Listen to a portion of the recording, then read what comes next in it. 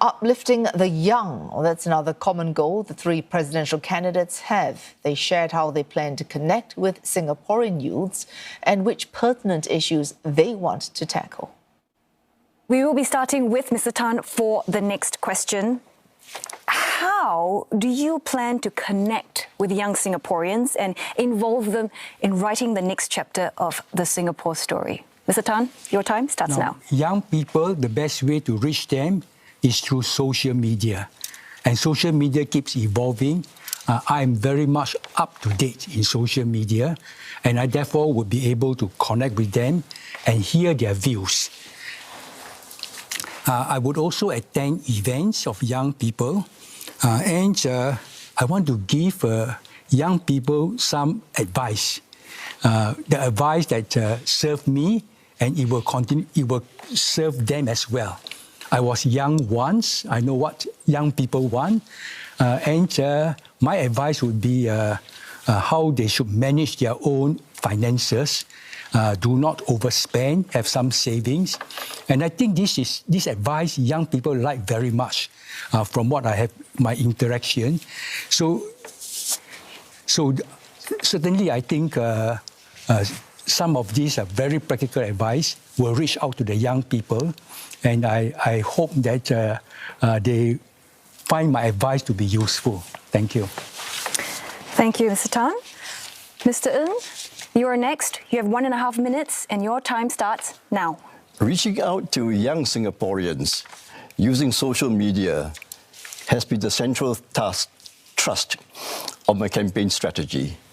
And I'm so glad that in the last 3 weeks, I've been able to reach out to so many young Singaporeans to see them doing social media, creating social media.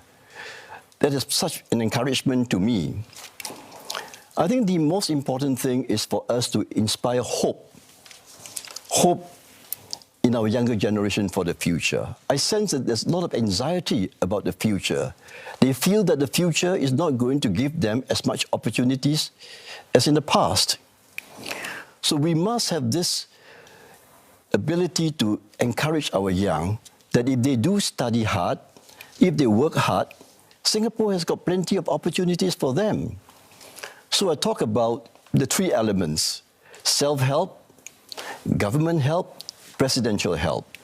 And I want to help younger Singaporeans specifically by helping them to be less stressed, hence the practice of meditation. I want them to develop more self-confidence, hence encourage them to take up public speaking skills. And above all, I want to encourage them to think about how to manage their personal finances, how to save and how to invest properly. Thank you, Mr. Ng. Mr. Tharman, you're next. Your time starts now. I believe our young will write the next chapter of the Singapore story by being heroes in their own stories.